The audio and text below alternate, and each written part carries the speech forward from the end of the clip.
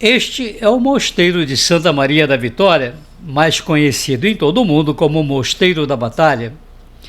Situado a 20 quilômetros do lugar mais visitado de Portugal, o Santuário de Fátima, este monumento celebra um extraordinário feito histórico dos portugueses, um confronto ocorrido perto dali em agosto de 1385 contra os castelhanos e que definiu para sempre os contornos definitivos da nação lusa.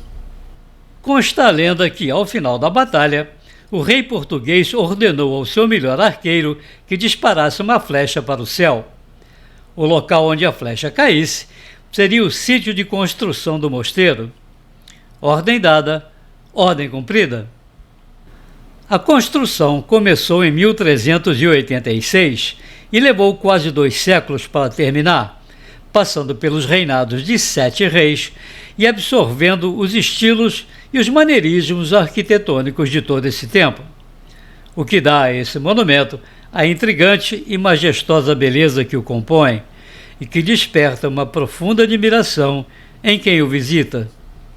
O Mosteiro da Batalha é, assim, uma justa e adequada homenagem a um dos maiores feitos militares da história das guerras, um claro triunfo da estratégia sobre a força bruta. É sobre essa batalha, seus antecedentes e suas consequências que nós vamos falar no vídeo de hoje. Se você gosta desse canal, por favor, inscreva-se se ainda não o fez, acione o sininho para receber as notificações, comente, divulgue, compartilhe, dê o seu gostei ou não gostei, que dizem é muito importante para que o canal ganhe mais amplitude. Muito obrigado.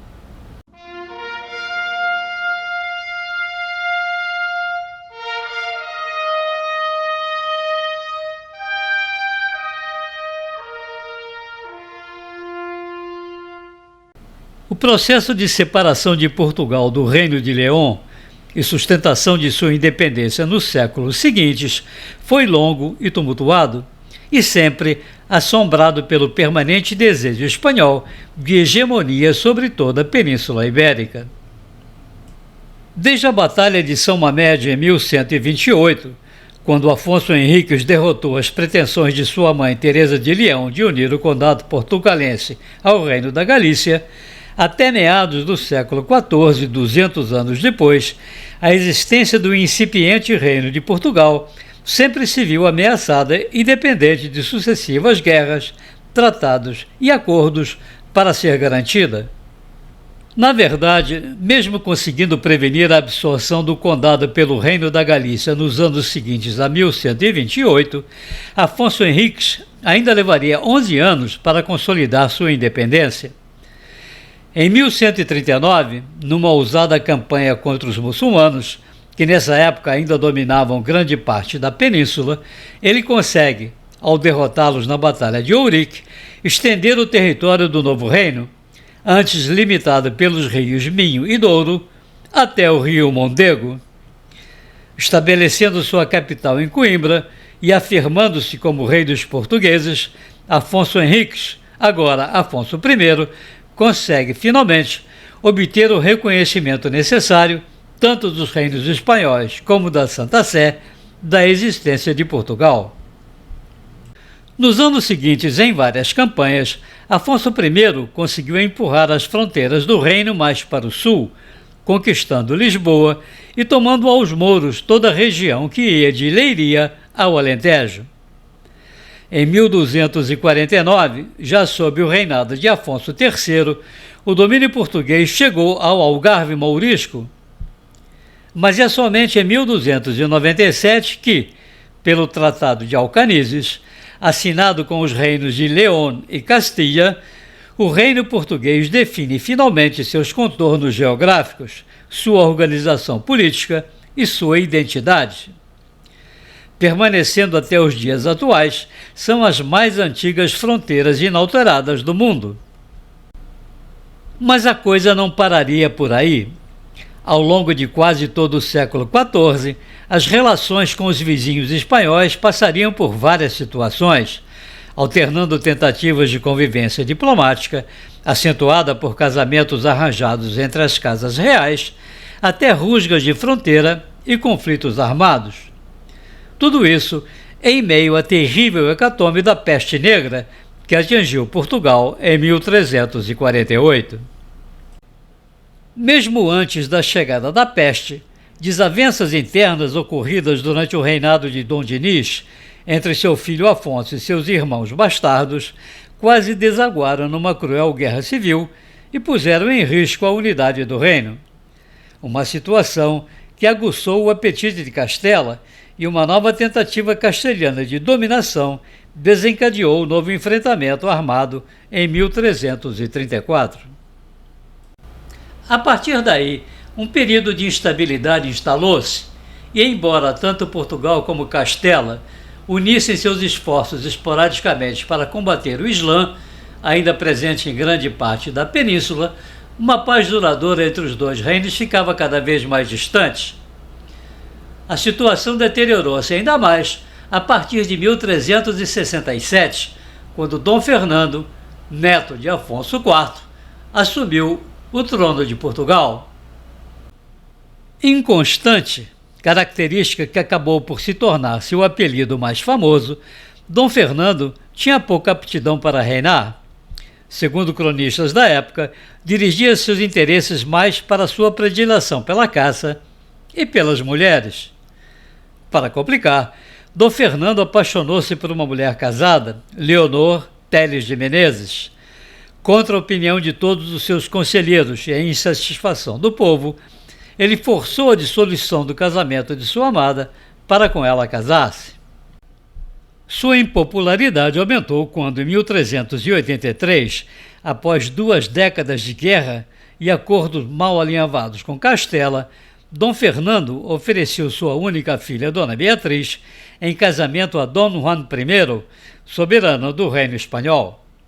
Como ele e Dona Leonor não haviam tido nenhum outro filho, o perigo de Portugal ser absorvido por Castela numa eventual sucessão ficou evidente. Com a morte de Dom Fernando no mesmo ano, abre-se um dos períodos mais tumultuados da história portuguesa. Sem outros herdeiros e para salvaguardar o trono, é assinado o Tratado de Salvaterra de Magos, no qual Dona Leonor é nomeada regente até o eventual nascimento de seu neto, filho de Dona Beatriz e de Dom Juan, que herdaria a coroa portuguesa. Mais um acordo para ser descumprido. Logo, fica evidente que Dom Juan, ambicioso e disposto a ignorar acordos e tratados, vai aproveitar-se da situação para, finalmente, reivindicar o trono de Portugal. A agitação no reino português chega perto da ebulição. Povo, aristocracia e clero vociferam contra Dona Leonor, que, influenciada por seu amante, o nobre galego João Fernandes Andeiro, parece pender para a pretensão do genro. Em dezembro de 1383, eclode o movimento para destituir Dona Leonor.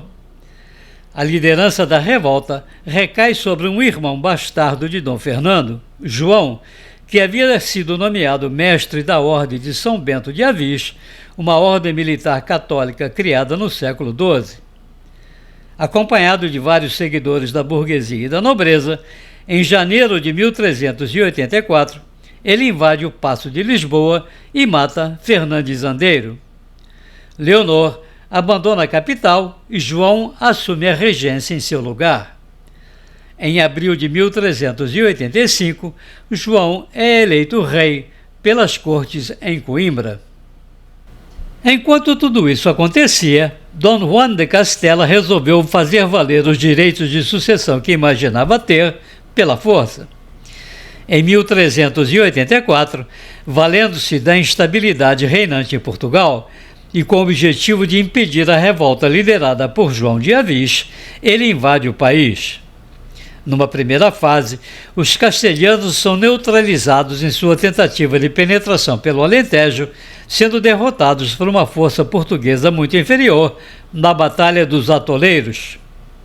Nuno Álvares Pereira, nomeado por Dom João como fronteiro, ou seja, o defensor da fronteira alentejana, e cujo nome se eternizaria no ano seguinte, vence o confronto, utilizando a estratégia inglesa de formação de quadrados com lanceiros de lanças longas contra a cavalaria. Mas Don Juan, com um exército muito mais poderoso, acaba conseguindo sitiar Lisboa por terra e por mar durante 4 meses. Entretanto, um surto da peste negra começa a dizimar suas tropas e, receando perder o controle da situação e deixando as fogueiras crematórias para trás, retira-se para Castela.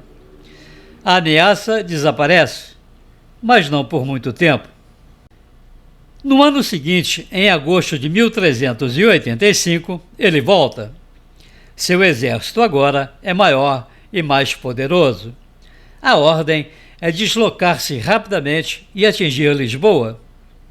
Do lado português, o mestre de Avis, aclamado como Dom João I meses antes, sabe que a cidade não conseguirá sobreviver a outro cerco.